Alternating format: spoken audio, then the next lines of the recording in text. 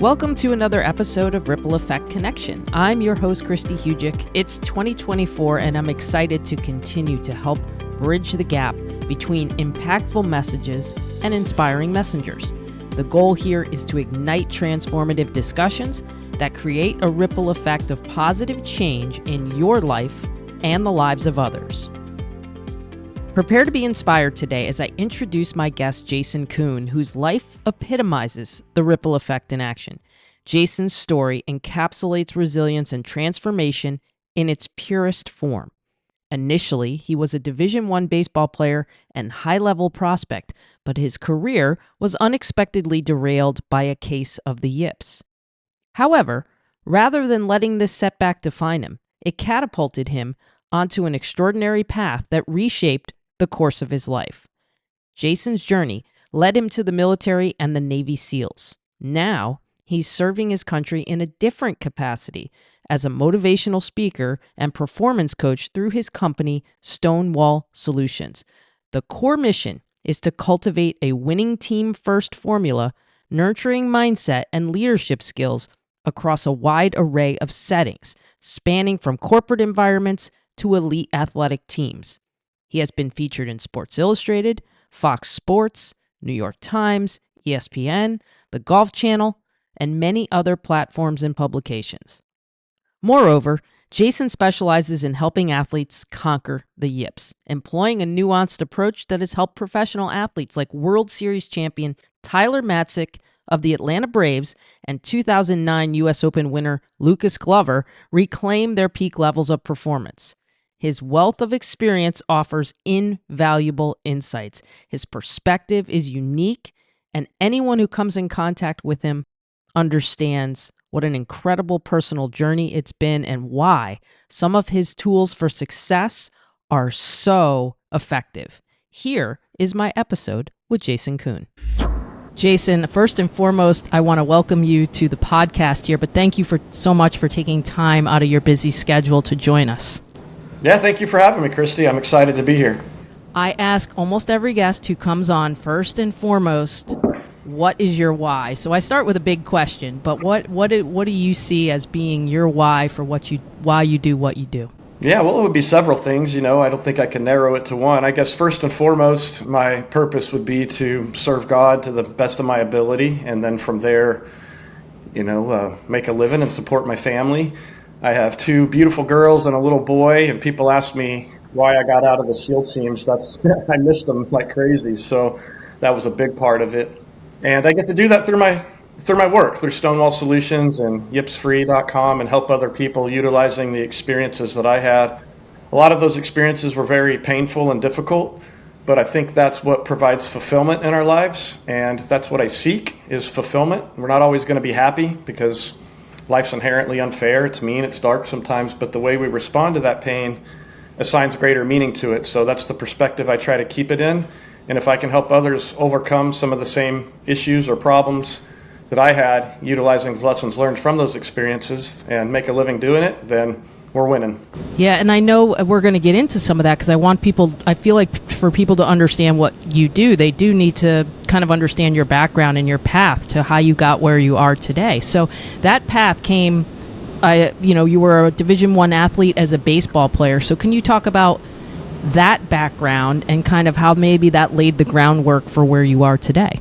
Sure. Yeah, so growing up, really all I ever wanted to do was play baseball. I always had an interest in the military. I thought it was cool, specifically special operations and fighter pilots, but there was no war for any sustained period of time in the 80s and 90s. I was born in 1980, and I felt like baseball was the arena where I could find serious athletes and test myself and compete in the arena, and I loved the game, just intrinsically loved playing that game. Played other sports too, but baseball was always my love. I got a scholarship to play at Tennessee Tech. When I was younger, in my teenage years, I was really, really good, had some things happen, battled a lot of injuries, but still found myself, I was hoping to get drafted or, play at a Power 5 school, but I still found my way to a Division I school. Had a lot of issues there, probably don't have time to get into. Our coach was relieved of his duties after my second year there as well, so I transferred. Asked for my release. There was no transfer portal at the time. Went to Middle Tennessee State. My junior year there, we were in the Sun Belt Conference at the time, which was a pretty high-ranked conference for baseball, and we won it. It had a top 25 ranking as a mid-major. I was a relief pitcher. I would close games or come into high-leverage situations with runners on base. Close scores was my role most of the time. I thrived in it, did well, and went up and played the Northwoods League after that, and then came back into my senior season. And I would say I was an above-average pitcher in college up to that point, but not much above average, until this kind of 6-month window where I started dominating. I just grew and got bigger naturally and through weight room training, and I was still growing. I was still getting taller. My head was getting bigger. I grew late. So my velocity picked up, and I started dominating. And then I went out one day, and it was like I forgot how to throw a baseball. I walked the bases loaded in an inter squad, and then I couldn't even play catch anymore. It got to where I couldn't throw and play catch with anyone past about 15 feet. I threw 6 wild pitches in an inning. That was the most ever in the NCAA. As far as I know, it still is. And my baseball career completely imploded right there. It's crazy to think about that, and I know you would define that, and I think people think of the Yips, they think of golf, but it's not just golf. So I think you eventually define that as the Yips. And then how does that whole experience with baseball lead you to the Navy SEALs? So what did you learn from that baseball experience that you could carry to the Navy SEALs? And funny how the paths work, where it can actually lead you to improving maybe what was holding you back in the baseball end of things. Yeah, so, we'll get into the Yips in a bit, the difference between it and what I think is traditionally referred to as performance anxiety and the differences between the two, because I think that that's one of the biggest misunderstandings is people think that when we refer to the term Yips that they're nervous and they can't compete because they're nervous, which isn't quite true. So I didn't feel any escalated level of nerves or anxiety when I went out to throw in an inter squad against my own buddies. I was in a de-escalated environment, not an escalated one, and I'm having this tension and I can't get the ball out of my hand properly. So it was very confusing, and that confusion and frustration, and people start to label you as mentally weak. You can't handle it because they don't know what else to attribute it to. I had never heard of the term Yips until years after I had experienced it and baseball was over. I had no idea what was going on. I know that I still felt like a predator on the inside on the mound when I would get up there with the ball, but when I would try to throw it, it would go way, way off target. I mean, I almost hit the on-deck batter one time. So we're talking gross, massive misses to a point you can't play catch anymore, and it's embarrassing, and you don't understand it. It's frustrating, and you're trying to fight it, but you don't know how to fight it, and everything you do seems to make it worse, and it gets really dark, and it got dark for me. I had to fight and scrap just to make the travel team as a freshman, and then I developed myself, and I overcame. There was a lot of things that happened in college that I don't always get into publicly, but I typically will talk through with my clients, so as we understand cause and effect and things. But there were a lot of really difficult things that happened, and I get myself in a position to still get drafted and play professionally, and then you implode like that. It was very difficult, and I wasn't traveling with the team anymore. And I didn't quit. I kept going, but it got really dark. I started drinking a lot, and I remember one day I woke up in my hallway of my apartment complex. I didn't even make it all the way to my room. I was in my hallway, face down, clothes on, hat on, drool all over the floor. I peeled my face up off the carpet, kind of looked around, and I thought, okay, man, this thing happened to you. It is what it is. Is it going to define who and what you're going to be for the rest of your life? And I knew I needed to make a change, but I didn't know what to change because I had done so many things right. I had a pretty good attitude. I was a hard worker. I lifted weights twice a day. I'd put in the time and effort that you're supposed to put into. But I realized in that moment, regardless of how unfair it may be, a victimhood mentality produces more victimhood. The self-pity is a worthless emotion in an effort to win and overcome because you're just stuck there and it cycles. And that's where I was at. I was in hell on earth because my decisions were bad. My decisions were bad because self-loathing and helplessness. Helplessness especially. I went out and I threw for 6 hours. I'm just going to throw until I can again. And I threw because I'm a fighter. Fighters fight. And I could not move my arm anymore. And I was more inaccurate at the end than I was at the beginning. And that's when I felt defeated because I couldn't punch it. I grew up fighting as a kid. I couldn't punch it. I couldn't outlift it. I couldn't outthrow it. And it just broke me. But there were a few things I figured out. One, I was reaching for the bottle again one particular night just to sleep. And I was like, okay, I'm just going to not do that. And I pushed the bottle of whiskey away. And then I just decided that I was going to pray and try to connect to my Creator. That I'm here, something made me. I didn't come from nowhere, and whatever it is probably more intelligent than I am, so I'm going to try to connect to it. I try to be still and just feel God's presence. And I started crying, and I understand why. Like, why did this happen? If I could understand the purpose of it, then I could move on, But I didn't see any, this didn't make any sense. And I felt these words on my heart, just wait, something better is coming for you. And in that moment, I had faith that there was purpose to what I was experiencing. I didn't know what that would be yet or what would come. The World Trade Center attacks had just occurred or occurred right after that, and a lot of things came together to form my motivation to want to go into the Navy and become a SEAL. But I also realized that the game completely defined me. And by that I mean I was dependent on it for my sense of self-worth. So I learned something that really, really helped me in the SEAL teams was that what I do should not define who I am should define what I do. And rather than allowing the profession to dictate my sense of self-worth, allow my intrinsic sense of self-worth to create my success within the profession. And I started, I think high achievers focus on the bad, and I thought about a lot of things that went wrong and a lot of external entities who contributed to it, rightfully so. But when I stopped and I was like, what do I need to learn about myself, is when all of that changed. I started thinking about some of the good things, a no-hitter and a game-winning hit and standing my ground and fighting as a kid against bullies. And I thought, you are tough, man. Like, you are who you are. You don't need anybody's validation of it because those things have already happened. Just be grounded in the truth of it, but channel it into service of team and mission. And that's the mentality that I did my best to take into the SEAL teams, and I think that's what helped me be successful there. Yeah, and so you go from amazing. That's an amazing thing, because when you think about it, your confidence can get so shot in yourself, with what you went through, and then you take that to the Navy SEALs, and you now learn a ton about how to perform under pressure. So what did that training in the Navy SEALs teach you the most about performing under pressure? Well, it taught me what performance is. One, I think that performance is simply an ability to execute fundamentals under stress. And fundamentals are controllable actions of value. So throughout BUD/S and war and combat, you learn to focus on what you can affect and work the problem, no matter how much chaos may be unfolding around you.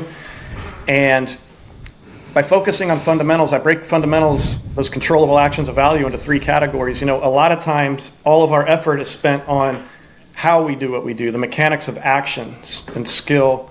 So I think natural talent and the development of skill and understanding the fundamental pieces of how to swing a bat, throw a ball, swing a golf club are vital, and I rank them at number one. We got to be good at what we do, or none of the other stuff matters, right? But you also have to have the fundamentals of mindset. You got to know how to think properly, and then also the fundamentals of culture, how we interact with each other. So the fundamentals of how we do what we do, how we think, and how we interact with our teammates work together to produce best possible outcome, which creates best possible outcomes, creates consistency. Consistency creates separation. And then separation is what makes us elite, as there's only a few. But I also learned some things on the Yips side that are different. So the way we fire a gun, there's a flinch that guys have a lot of times. And I learned, so on that side of things, I learned some stuff that I have translated into throwing, because it's a very similar occurrence, a mechanical interruption through a subconscious initiation versus a conscious awareness and fear and anxiety. So learning how to train myself how to shoot properly helped me go back and develop a system to override the tension we're experiencing when we yip. So if we kind of separate in those two categories, so several things. I mean, I've created a curriculum off of a lot of it, from mental toughness and how to shift our focus. But one of the biggest things is the team first mindset. And typically when people teach a team first mindset, they'll come in and, and they'll try to relate combat to, say, a corporate setting or something like that. Say, serve each other because it's the morally correct thing to do, and because that's what we did when we were in war, and then tell a cool war story and everybody's fired up, and then the motivation wears off 3 days later. And we're not honoring the differences in the environment. In combat, we had to serve each other to survive. So there's an underlying force that's driving it that is not the same in other competitive environments. So the assertion I make to folks is that you'll reach a higher level of performance, not only as a team, but also as an individual, by focusing more on others than yourself. and I break down how our fear is based from self-concern. So we defer that concern to the well-being of teammate and mission, and then that action then creates respect, trust, and ultimately love, and a desire to fight for each other, with several examples and things like that, and even application drills that I put Tyler Matsek, the pitcher for the Atlanta Braves, through to prove it. And then when he got in a game and they asked him, what were you thinking about? He said, I was just thinking about picking up my teammate who was struggling, and that produced the performance. So it's showing them how this kind of stuff will help. It all falls under the umbrella of performing and winning big. I want people I work with and teams I work with to go out and absolutely dominate. You hit on something that's great, right? Because we're talking about this team thing, but you've been able to translate this to help a bunch of different people out in the real world here do things. But let me jump off there and say, how do you translate that to working for an individual sport like golf? Like I know we're going to talk about Lucas Glover, for those who are listening, 2009 U.S. Open champion. He's been a golfer for a long, long time. And Lucas had a pretty severe case of the yips and was having a hard time. And Lucas met Jason, and Jason got Lucas back to his winning ways. So based on what you said, I think we're wondering, how do you translate that to an individual sport like golf, where you're not necessarily playing for a team? Yeah, well, if I may, I think Lucas got himself back to winning form. I just shared some lessons learned and some tools for his toolkit through the experiences I had had. I had been where he was and found a way to the other side, and he just needed the solutions. Once he applied them, it was all him. I can't go do it, he does. But okay, so how do we make that translation? So I think that just like we honor the differences and the nuances of the environment from, say, corporate to combat, but it still all matters, right? It still all plays in. So the example I'll give people in the team first is, if you were to come fight me, and if you win, you can have the status of having taken down a Navy SEAL, would you fight me? Most people say no. And I say, well, what if I had the person you love the most behind me in the world, and you had to come through me or you'd never see him again? Would you fight me now? Well, everyone would. And not only would they fight, they'd probably find a way to win, but the problem didn't change. The motivation behind the problem changed. But that didn't pop out of thin air with magic. It was created by meeting an expectation and a standard over time. And so you can take these sort of things and apply them to any competitive environment. That being said, some are more relevant than others. I have 14 fundamentals of winning, and some are more relevant than others according to what that competitive environment is, whether it's the corporate boardroom, an individual golfer, or a college baseball team, or a pro baseball team. So we key in on the ones that are most specific. So with the team first mind, though, and an individual golfer, there's always a supporting cast of some sort. There's agents, managers, caddy relationships, all sorts of things. And it's that greater purpose that's in your heart, because if we're playing for status, what I mean is to be a big deal, I am dependent on other people thinking I'm a big deal, and I can't control what anybody thinks about me. So if my self-worth and identity is attached to something that I can't control and can constantly change, then I'm always under that pressure and stress, and I'm trying to not fail, and I'm tight instead of where I want to be, which is relaxed but focused with a controlled aggression. And that status-driven mentality is often not out of arrogance with players. Sometimes it can be with certain people, but for most people it's out of a need for affirmation. And we all battle that because we all have some need for social acceptance, but it's placing that value in those who love you for who you are, not what you do, and understanding how all that works together. I recognize that not only in baseball, but as sniper school. I went as a new guy, and I looked up to the other guys there, and one of the instructors came up to me when I was struggling, and he said, listen, man, if you don't believe in yourself, then why should anybody else? But even more profoundly, he said, look, we need snipers. There's 2 wars, and you're a capable guy. You have natural ability, but we're not going to be able to make use of your capability because you're more concerned about gaining the acceptance of your peers than embracing your God-given best and giving it to the team. And I changed my mentality into that, and I passed the test, and then I went to an advanced sniper school, and me and my shooting partner won top snipers. So by switching to a team first mind, it had an immediate impact on my individual ability to perform in high pressure. So we translate them, and yeah, certainly some of them are more relevant than others, but combat eliminates the clutter. It is a competitive environment, but the outcome is ultimate because it involves life and death.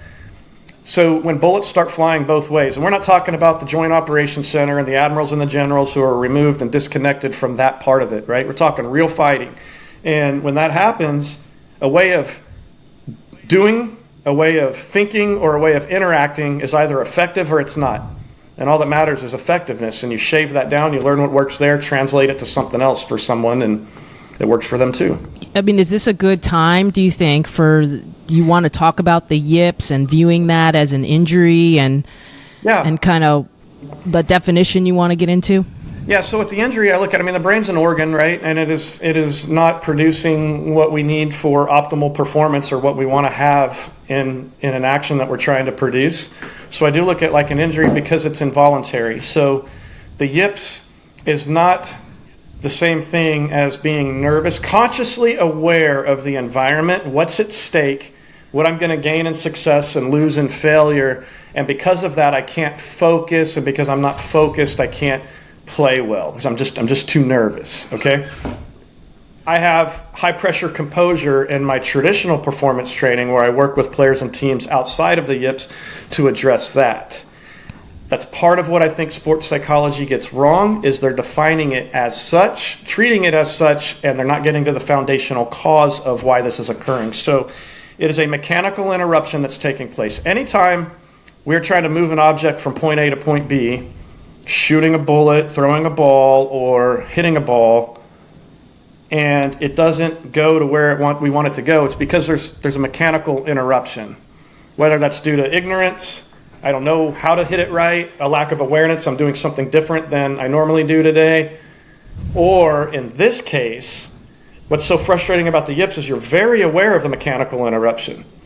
You can YouTube videos of people with the yips putting and the club face move, and they don't even strike the ball square. In baseball, you could see the hand gets stiff and it flies high in arm side, and as they try to extend through it, they have no choice as the hand gets tight. I've got a ball here, and it wraps around the side because they can't get that extension because tension is being introduced into the muscle groups. But that tension that's being introduced into our muscle groups is being initiated by a subconscious.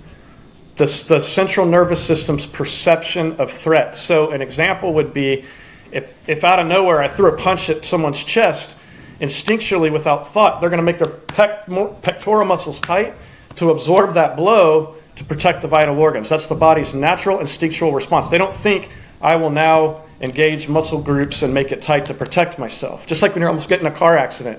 You make it tight, you flinch up, right? So cause and effect is a whole that we just have to spend another hour on cause and effect. But what's occurring actually is as they walk up, okay, and typically there's no elevated level of nerves or anxiety or anything like that, or that tingling sensation.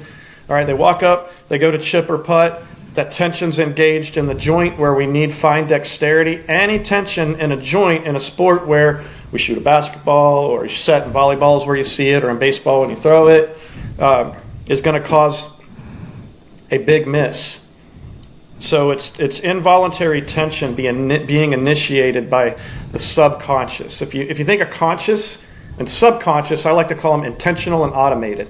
So it's an automated engagement of muscle tension in the joint where I need dexterity, and you're very aware of it when it starts happening because you're missing really bad, but you don't know why. That's where the anxiety kicks in and you get that tingling sensation. Because what happens after that? You're going into a setting around all of your peers, and you love this game, and you want to keep playing it, and all of this stuff is at stake. You want to get drafted, all of that, and then you start to feel the loss of in your extremities. Why does that happen? Because when we receive an adrenaline hit or something similar, the blood gets extrapolated from the extremities and contained in the vital organs to keep you alive if you were to receive a mortal wound. We experience that in combat all the time. So that starts occurring on top of the tension that's occurring, and then that's when it gets really, really bad for people, and so on and so forth. You mentioned something with sports psychologists, because like I've seen this, I covered basketball for a long time. I see people go through this on the free throw line quite a bit that can't shoot foul shots. They have this effect, okay? But this is not, I just want you to just paint the picture for the folks at home. Like, this is not, they have to understand, this is not something you can just breathe through. Because a lot of times it's like the sports psychologist is telling people, like, you got to breathe. You hear that in golf a lot. So I didn't know if there was anything else to touch on there that making people just understand they can't breathe through this. And maybe, like, what is the first step to fixing this? Like, what is the first step to address something that's subconscious? All right, so I'll talk through some of the issues that I see with mainstream sports psychology as fair as I know how, because I've been very frustrated with this.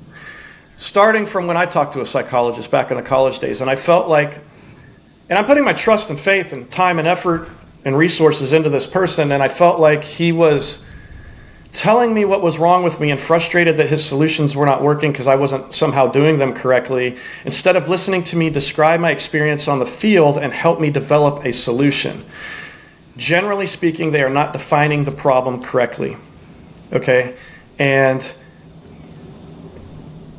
then, from there, it's this kind of real passive, soft, weak approach to, like the deep breathing or box breathing, or there's some rumor out there that Navy SEALs do all this box breathing. I've never been taught it. I don't know anyone who does. I've never done it myself. I mean, I don't know where that comes from, but or this deep visualization. Every time I tried to visualize when I was struggling with the yips, all I could see was a bad throw, And sometimes players do that because it gets the worst case scenario out of their head before they go ahead and do it. They'll visualize a really, really negative, bad thing to happen, and then it's sort of a pro player in AA was doing that before pitcher's fielding practice. He was visualizing himself being completely shamed prior to going out there instead of all this success. Kind of doing it the opposite of how he was taught from the other groups. But and basically the way I look at that is it's like we're getting an ice and tape. You're getting your tape and ice on a pulled hamstring and then going out there and trying to sprint and steal second base, where if you pull your hamstring, you're gonna rehabilitate that thing properly. So in the same way with the yips is we have to have a rehabilitation process, and there is nothing that anyone is going to say to you in an office that is going to spark a psychological thought process or an emotional reaction that is going to relieve you from the yips immediately. You have to go throw, but understanding, or strike the ball. And understanding how to do that, to retrain the subconscious to trust free dexterity and build back into the thresholds where the tension is being engaged, is vital. And so there's that, and I think that they don't want to listen a lot of times. When I was working with Tyler Matsek, who was out of baseball for 5 years and then won a World Series with the Atlanta Braves,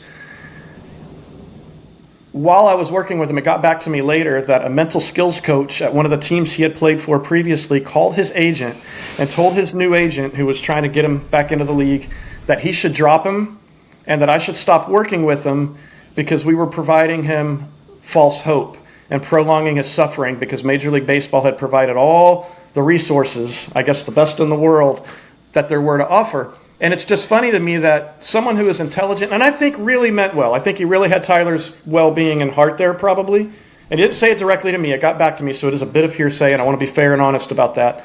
But the thing I was thinking when I heard that was, okay, here's a guy as a SEAL who has been able to perform in some of the most extreme environments that you possibly can be in, and had the yips himself and taught himself how to throw again and can now throw. Do you think I may have something of value to share with this man? Right? But it all works itself out the way it needs to, because Tyler got back into the big leagues, got back with the Braves, won a World Series, was a vital part of it, and then, I don't know I don't know what I should say on podcasts to say. You can look up his nickname if you want, the nickname that he got for his ability to compete in high pressure. So I think what players tell me, honestly, is they come to me and they tell me that if they go to sports psychologists and it doesn't work, and it's the same story over and over again, or the tapping or whatever else, and they said typically the person they're not in good shape and stuff like that. And it's like, if you're, and I don't mean to be, but man, if you don't look like you can lift a 20-pound dumbbell off of the rack and you're talking to somebody about mental toughness or having some discipline or whatever else, I mean, how are they supposed to take you seriously if you're not walking the walk yourself? And the nice-sounding stuff that sounds like it should sound nice, like trust the process and this and that, doesn't really do a whole lot for a guy who's about to go compete with everything on the line and millions of dollars at stake. And I don't know. It's the solutions they're giving are. It's not that they're not effective or don't have a role in this at all. They're too simple to be a comprehensive approach to a full-term solution. I guess that would probably summarize it for me on my frustrations there. Yeah, and I see this as a health coach all the time. I mean, it helps when I'm coaching patients, when I at the clinic that I work for, it really resonates when they know that you've sat in their seat and you've been through that, and you can't replace that. You can't replace the fact that you earn ultimate respect already because you've been where you've been and you've made it through this on the other side. You've got something to offer them. So you're helping athletes through things like this, and you're going into doing things with teams that are helping with team building. And then when you're going into corporations, are you working on team building when you go into the boardrooms too? So I just want to give people a sense of what you're doing from a corporate standpoint too. Yeah, of course. So I think with the corporate groups, it starts with a keynote presentation, annual sales meeting or a kickoff meeting or something like that is where I'll usually make first contact. So I say, hey, somebody heard you speak, said you'd be a good fit, and I go there and I speak. I don't put a whole lot on social media because I'm very uncomfortable with social media, but I do put some out. So I don't have this massive presence. I rely almost entirely on word of mouth and developing relationships the proper way. I mean, if it's effective for people, the rest will take care of itself, and that's exactly what's happened. So we start with a keynote, and then from there, what I like to do is follow up with sustainment training, because the weakness of a keynote is retainability. People remember how they feel. They remember 1 or 2 points, and they walk out and they apply it, and that's that. But I look at it more like weight room training. If you really, really want to learn something, let's master one of the fundamentals of winning and then move on to the next one. So my funnel, if you will, my shameless upsell is after the keynote is to meet once a month or once every couple of weeks, virtually over Zoom. We record it, upload it into a folder, and we master one fundamental. So we spend 30 minutes or so on just one concept: identity, toughness, confidence, leadership, communication, you name it, high pressure, composure. And then we move to the next until we've completed it. At that point, I don't try to stay on retainer forever. I just ask them to recommend me to someone that they do business with whose success would also benefit their own. Because whether it's an individual client or a group, if I'm not helping you get to a point where you don't need me around anymore because the knowledge has been transferred, then what are we doing? What's the point? Exactly. Yeah, no, 100%. Same thing with coaching. Like if I have an individual client, I don't really want them staying with me. If they're staying with me more than a year, they're probably not getting out of it what they should, because at some point you want people to get the training wheels off and be able to execute that in the real world. And so everyone knows, like I'm not, Jason's not asking me to promote everything he does. I just believe that everything I see from you, and why I have you on this podcast, is that I see the vibes of what you're putting out into the world and the energy behind it, and that people need this kind of help. So I want to give you some time to even just talk about the work you're doing with your foundation. I know you're working on books. So what are some of these other ways? I feel like you're still serving your country in a way, right? You're just doing it in a different way instead of with a Navy SEAL. So I want you to talk about some of these things you're doing. And I know you're shy and you don't want to toot your own horn, but when someone's putting positivity and vibes like this out into the world, I like to share it. Yeah, I appreciate that. I mean, if I could be running around Afghanistan or Iraq with the boys again, then I would. But it's that part of my life is come and gone. But if we can take those experiences and the lessons learned from them in terms of performance through very real world experience, and then help others succeed and overcome, whether it's in their personal life, professional life, I think that's a good thing to do, and do it in a way that's in alignment with the core ethos and values of being the quiet professional that Navy SEALs are supposed to be. So it's not about war stories, although those are proof of concept. So when I say mental toughness is an ability to shift your focus into action and your teammates, and here's why, and here's what motivates it, and here's how you do it when you don't feel like you can, I'll talk about an example of a gunfight where we got a call went out over the radio where I was pinned down and momentarily cut off from my platoon. But it's not about me. It's not where I talk about a helicopter crash and what I saw my teammates be able to do. So those stories are proof of concept. And utilizing those to help others, I think, is a good thing as long as it's done in the right way. And that's what we're trying to do. And those were some of my frustrations with the macro level military leaders coming in. who really didn't do a very good job over the 20 years of these two wars. And also sports psychologists, which generalizing. Now, there's some I really, really like. And Brian Kane is a pal of mine. I think he's awesome and runs the Ironman competition. So I don't want to lump everyone in there, but just some of the. When players are coming to me and telling me that, well, my sports psychologist told me to stop caring what happens so much. I'm like, well, I'll ask him. Let me ask you. Do you think that's possible? Can you stop caring about what you're doing? Well, no, I don't think so. And I go, well, if you could, would you still want to do what it is you're doing? So let's just honor the reality of the practicality of this. And that's what I want to look at it is, here we are, we've been applying these things. In a sense, we are the case study, and I mean that humbly. So let's take these lessons learned and then provide practical solutions to other people who are competing in high performance environments. But I never sat down and said, this is what I want to do. It all happened by accident. People kept prying me out to come talk to their teams, and I did it, and then I just started refining. But the material, it was so much fun because in the high schools, there were teams that had never really won that were winning state championships. There were teams that got Max Prep's #1 in the nation, like multiple ones. Not the same team multiple times. It's just amazing when you have a good coach and you have, all the other pieces are in place, and you add this to it. It can have huge results for people. All those other things need to be in place too, though. First, So the foundation is an idea that I had when somebody called and they wanted to sponsor a player to work with the Yips, and I didn't have a way for them to write it off. And then it grew. And so it hasn't been, we're filing for a 501(c) right now.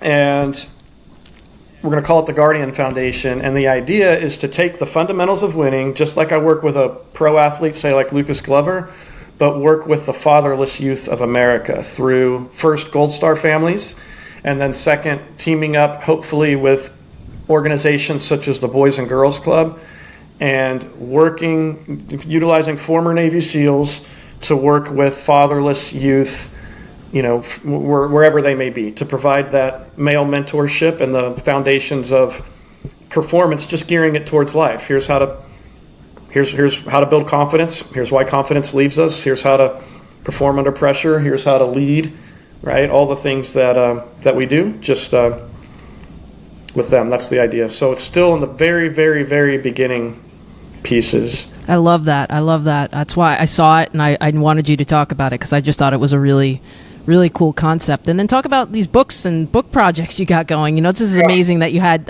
Again, thank you for the time that you gave me today to do this, because I know you're busy, so I do appreciate that. But talk about the book projects you've got. Well, just as you said, any kind of public presence is kind of awkward for me. For a while, I didn't even have a cell phone when I first got out of the Navy. I left one in a cab, I think, in Egypt somewhere, and I never got another one. And then my wife made me. That was a long time. It was like 10 years ago. So, but I am more reserved in nature, so putting myself out there publicly is awkward. But I do see how teams and people are benefiting from the lessons learned that I share with them. So I'm trying to put those into a book right now. Well, not trying. I am. I say trying because, as you can probably tell how I speak, I get pretty deep in thought, and I want to get it right versus just get it out. And so I'm writing one right now that is more in alignment with Stonewall Solutions and the fundamentals of winning. It doesn't have anything to do with the Yips. Now, it would be beneficial for someone struggling with the Yips to read it, because I do talk through those things with clients who are struggling with the Yips. So that would be, we'll talk about toughness, courage, identity, confidence, mental toughness, team first mind, debriefing failed outcomes, never quit. And all of those will be supported by a story, just as we said. So the helicopter crash, so a couple of gunfights or two to, whatever. And stories, it's not all Navy SEAL stuff. A lot of it's from other parts of my life as well.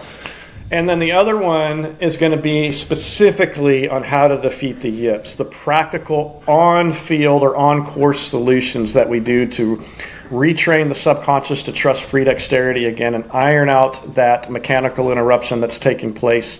If it's involuntary, that's what makes it so. I'm not wanting it to happen, and it's happening anyways. In fact, I'm telling myself not to do it, and I do it anyways. So that's what makes it so difficult to beat.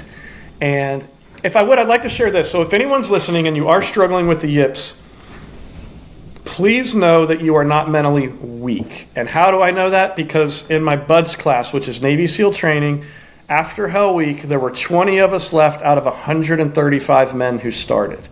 And that took a tremendous amount of mental toughness.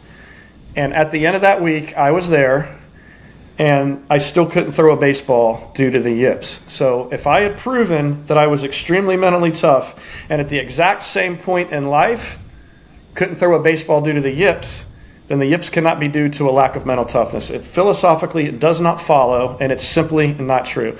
So shed that label and shame and guilt that you have placed on yourself. Understand it's high achievers who get this. Tyler Matsek was a World Series champion. I was a Navy SEAL. I had it. Lucas Glover's a back-to-back PGA Tour champion now. He had it. You're in good company, and it can be beat. Go to yipsfree.com, read everything, and then contact me if you want. Yeah, give them how the best is to contact. You beat me to the punch because I was going to ask you if you wanted to leave everyone with a message, and you already did that. So you read my mind on that one. But just let everyone know exactly how they can connect with you, and I will link all of that information, of course, in the show notes that we've talked about today. So if you want to just let them know how to connect with you, I'm sure they would love to at least follow you on your low-key social media. Thank you. So there's two websites. One is stonewall-solutions.com.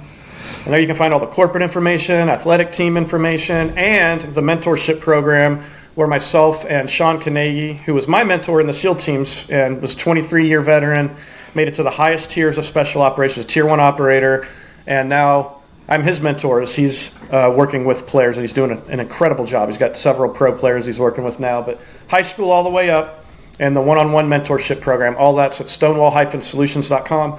Yips specific information is at yipsfree.com, and then there's all the social media from Instagram to Twitter, LinkedIn, the traditional ones, and that's as far as I take it. And you can find Jason Kuhn, Kuhn 255 on my personal page, and then there's also Stonewall Solutions and Yips Free, but I typically post from my personal page, and I don't post that often, but sometimes I get a little wild hair, and I get out there and I start putting out videos and stuff. So awesome. Well, I really can't thank you enough for coming on and sharing some of your knowledge with us. I think a book is going to be awesome. I think someone to have that book and be able to refer to it and digest that information, because it's deep thoughts. And I had the Shanks for a while, Jason, and I could relate, because it might not quite be what it's sort of a form of the yips. I felt like I could never get the club face back to square. So I get it in far as like being out of control of your physical abilities. So I know there's a lot of people out there that can benefit from this information. I just appreciate you coming on and sharing it with us. No, I appreciate the opportunity. I think that, as you were saying early, maybe not exactly in the same manner, but I do think it's, there's always value to be gained from just about anyone who shares something. But if you really want to learn how to do something, learn from someone who's been where you want to go, because they've learned a lot along the way. I think experiences is the best teacher, and it's meaningful to them because they understand what it feels like, Awesome. I agree fully 100%. Thank you again. Yeah, thank you. That's a wrap for today's episode of Ripple Effect Connection. Now that you've been inspired, here's my call to action for you. Take a moment to reflect on the insights and wisdom shared. I hope you took something from Jason's inspirational story and his influential work. I'm always up for your feedback and any conversations about the podcast on social media, so feel free to connect with me there and let me know what resonated with you. You can always reach out on Instagram at WholeHealthChristy. You can also always get the full show notes for this and all of my episodes on my website, christyhugic.com/podcast. Next, I need you to spread the inspiration. Like, follow, and especially if you can take the time to review the podcast and share it with others who may benefit from these stories, I'd really appreciate it. Stay tuned for the next episode of Ripple Effect Connection. Let's continue to create waves of change together in 2024.